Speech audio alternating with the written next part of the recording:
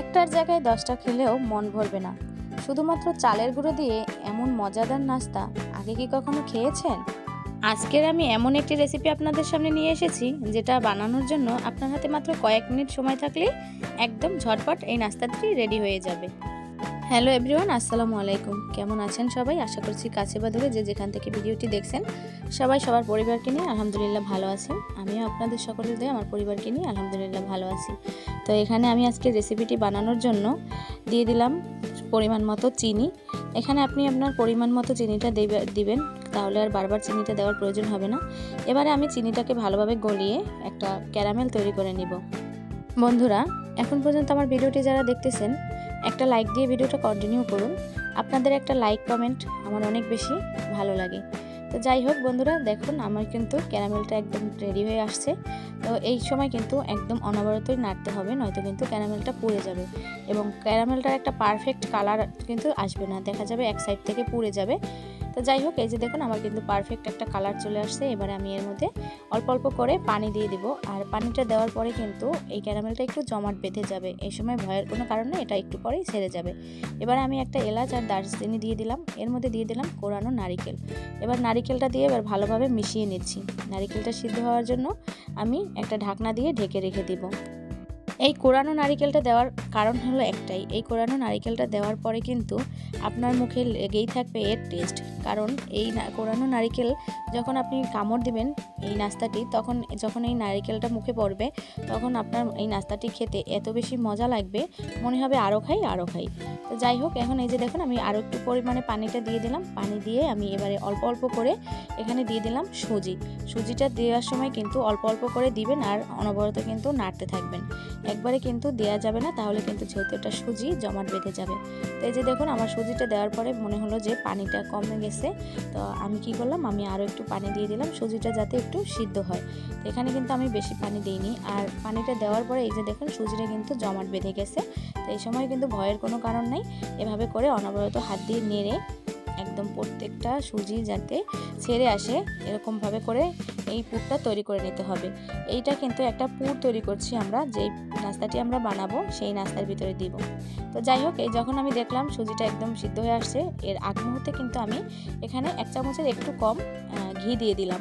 তো এই যে এখন ঘিটা দিয়ে আমি সম্পূর্ণ সুজির গায়ে ভালোভাবে লাগিয়ে নিচ্ছি। আর এই যে দেখুন সুজির কালারটাই কতটা সুন্দর দেখা যাচ্ছে, মাশাআল্লাহ।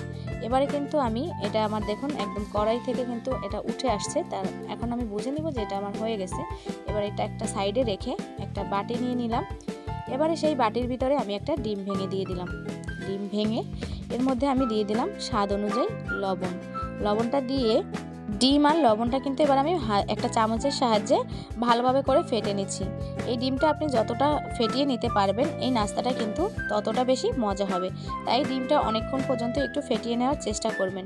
দেখতেই পাচ্ছেন বন্ধুরা আমি কিভাবে করে ডিমটা ফেটিয়ে নিচ্ছি। একটা পর্যায়ে যখন আমার ডিমটা মনে হলো যে ফেটানো শেষ, এবারে আমি দিয়ে দিলাম অল্প অল্প করে চালের গুঁড়ো। আমি এখানে শুকনো চালের গুঁড়োটা ব্যবহার করছি, আপনারা চাইলে ডিপ ফ্রিজে রাখা যে চালের গুঁড়োটা ওটাও ব্যবহার করতে পারেন, কোনো অসুবিধা নেই। তো এবারে আমি ডিম আর এই চালের গুঁড়োটা ভালোভাবে করে একটা চামচের সাহায্যে মিশিয়ে নিচ্ছি। এই যে দেখতেই পাচ্ছেন আমার কিন্তু মেশানো শেষ। এবারে আমি নাস্তাটা যাতে একটু নরম হয় সেজন্য এখানে যতটুকু পরিমাণে চালের গুঁড়ো দিয়েছি তার অর্ধেকটা পরিমাণে আমি এখানে আটা দিয়ে দিলাম। এবারে আমি এখানে 1 চামচের মতো গুঁড়ো দুধ দিয়ে দিলাম। গুঁড়ো দুধটা সম্পূর্ণ অপশনাল, আপনারা হাতের কাছে থাকলে দিতে পারেন, না থাকলে না। এবারে আমি এর মধ্যে দিয়ে দিলাম খেজুরের গুড়। আমি খেজুরের গুড়টা একটু পানি দিয়ে তারপরে ভিজিয়ে রাখছিলাম। তো এখন খেজুরের গুড়টা দিয়ে অল্প অল্প করে খেজুরের গুড়টা দিব আর একটা ব্যাটার তৈরি করে নিব। আমার মনে হলো যে ব্যাটারটা একটু পাতলা হয়ে গেছে, এই জন্য আমি আরও একটু পরিমাণে চালের গুঁড়ো দিয়ে দিলাম। এবারে এরকম করতে করতে একদম পাতলাও না একদম ঘনও না, মোটামুটি একটা ব্যাটার তৈরি করে নিব। আপনারা তো দেখতেই পাচ্ছেন আমি কিভাবে করে ব্যাটারটা তৈরি করে নিচ্ছি। বন্ধুরা, এই রেসিপির সবচেয়ে সুবিধা হলো খুব কম উপকরণে এবং খুব অল্প সময়ে তৈরি করা যায়। তাই সকালের নাস্তা কিংবা বিকেলের চা কিংবা অতিথি আপ্যায়ন সব ক্ষেত্রেই কিন্তু এটি আপনারা একদম পারফেক্টভাবে তৈরি করে নিতে পারবেন। শুধুমাত্র হাতে কয়েক মিনিট সময় থাকলেই হয়ে যাবে। আমি যেই ভুলটা করেছিলাম, আমি এখানে একটা ভুল করেছি, সেটা হলো ওই যে গুড়টা আমি ভিজিয়ে রাখছিলাম, ওই গুড়টা আমি সম্পূর্ণই দিয়ে দিয়েছি। আমার যতটুকু চালের গুঁড়ো ছিল তার থেকে বেশি দিয়েছি। এরপরে আমি আবার একটু চালের গুঁড়ো আর আটা মিক্সড করে ওগুলো আবার দিয়ে দিলাম। এখন পরিমাণটা একটু বেশি হয়েছে, এতে অসুবিধা হয়নি। তো যাই হোক, এবারে আমি যেই কাজটা করব, এখানে আমি হালকা একটু 2-3 ফোঁটার মতো ফ্রুট কালার দিয়ে দেবো। আমি এখানে জর্দা রঙের ফ্রুট কালারটা ব্যবহার করেছি। আপনারা এটা অপশনাল, যদি বাসায় থাকে দিতে পারেন। ফ্রুট কালারের কারণে কিন্তু টেস্টের কোনো কম হবে না। এই নাস্তাটি আপনারা যদি বাসায় একবার বাচ্চাদেরকে বানিয়ে দেন, কিংবা বড়োদেরকে ঝটপট সকালের নাস্তা বা বিকেলের নাস্তায় দেন, সবাই কিন্তু অনেক বেশি পছন্দ করবে। তো যাই হোক, এই যে দেখতেই পাচ্ছেন আমার ব্যাটারটা কিন্তু একদম পারফেক্টভাবে রেডি হয়ে গেছে। এবারে আমি একটা সাইডে রেখে আমার হঠাৎ মনে পড়লো যে আমি তো এখানে বেকিং পাউডার দিতেই ভুলে গেছি। তো এখানে আমি সামান্য পরিমাণে একটু বেকিং পাউডার দিয়ে আবার ওই ব্যাটারটাকে লাগিয়ে নিচ্ছি সবগুলো ব্যাটারের সাথে। এই যে আমার ব্যাটারটা দেখতেই পাচ্ছেন যে কতটা স্মুথ হয়েছে। এবারে আমি এটাকে একটা সাইডে রেখে চুলার উপরে একটা কড়াই বসিয়ে দিব। এবার কড়াই বসিয়ে দিয়ে আমি এখানে আমার যেই চামিচটা আমি ব্যবহার করেছি, সেই চামিচের 1 চামচ পরিমাণে ব্যাটার দিয়ে দিলাম। আর আমি কিন্তু এখানে কোনো রকমের কোনো তেল ব্যবহার করিনি। এবার আমি একটা ঢাকনা দিয়ে কয়েক সেকেন্ডের জন্য ঢেকে রেখে দিলাম। ঢাকনাটা এবার সরিয়ে নিলাম। এই তো, এবারে আমি এই পিঠাটাকে উল্টিয়ে দিব। দেখতে কিন্তু কিছুটা এই যে প্যানকেকের মতো দেখা যাচ্ছে, ঠিক না?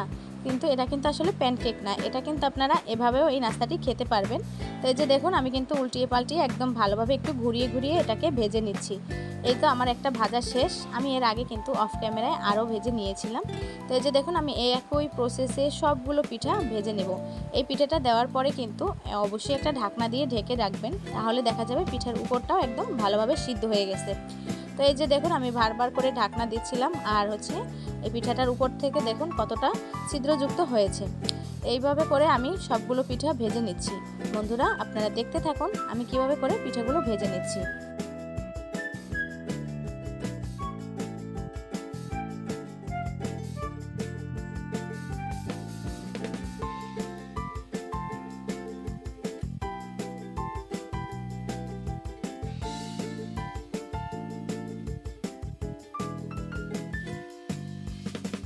এই তো দেখুন বন্ধুরা, আমার সবগুলো পিঠা কিন্তু ভাজা শেষ। আর পিঠাগুলো যখন আমি একটা প্লেটে রেখেছি, দেখতেই কতটা সুন্দর লাগছে, মাশাআল্লাহ। আপনারা চাইলে এভাবে করেও নাস্তাটা কিন্তু খেতে পারবেন। আর এই যে আমি পুরটা রেডি করে রেখেছিলাম, ওই যে সুজির যে পুরটা, ওটাও কিন্তু আমি একটা সাইডেই রেখে দিয়েছি। এবারে আমি যে কাজটা করব, একটা করে পিঠা নিব এবং ওই পিঠার উপরে আমি কিছুটা পরিমাণে ওই যে সুজির যে পুরটা রেখেছিলাম ওই পুরটা দিব। এবারে আমি আরও একটা পিঠা নিয়ে একদম ভালোভাবে করে সাইড থেকে লাগিয়ে দিচ্ছি, যাতে করে পিঠাটা সরে না আসে। এবারে আমি একটা ডিব্বার একটা মুখা নিয়েছি, ওই মুখটা দিয়ে আমি এখন একটা ছুরির সাহায্যে পিঠাটা গোল করে কেটে নিচ্ছি। এটা সম্পূর্ণই অপশনাল, আপনারা চাইলে এটা এভাবেও করে খেতে পারবেন, অথবা আপনারা চাইলে কিন্তু শুধুমাত্র যে পিঠাটাও কিন্তু খেতে পারবেন। আমি এটা শুধুমাত্র দেখার সৌন্দর্যের জন্য করেছি। আপনারা আপনাদের পছন্দ অনুযায়ী কিন্তু যে কোনো শেপ দিয়ে বা যেভাবে ইচ্ছা খেতে পারবেন। এই পিঠাটা কিন্তু আমি যেভাবে করে খেয়েছি, এটা কিন্তু খেতে অনেক বেশি মজা লেগেছে। এই যে আমি আবারও আপনাদেরকে দেখাচ্ছি আমি কাজটা কিভাবে করে করছি। একটা ঢাকনা দিয়ে আমি এভাবে করে ওই পিঠাটার উপরে লাগিয়ে শক্তভাবে, তারপরে কিন্তু একটা ছুরি দিয়ে ঘুরিয়ে ঘুরিয়ে এটাকে কেটে নিচ্ছি। এই কাজটা কিন্তু অনেক সাবধানতার সাহায্যে করতে হবে। তো আমার মনে হলো যে আমার এই মুখটা একটু ছোট হয়ে গেছে, একটু বড় হলে হয়তো সুবিধা হতো। তো ব্যাপার না, আমি কিন্তু সবগুলো পিঠে এভাবে করে বানিয়ে নিয়েছি।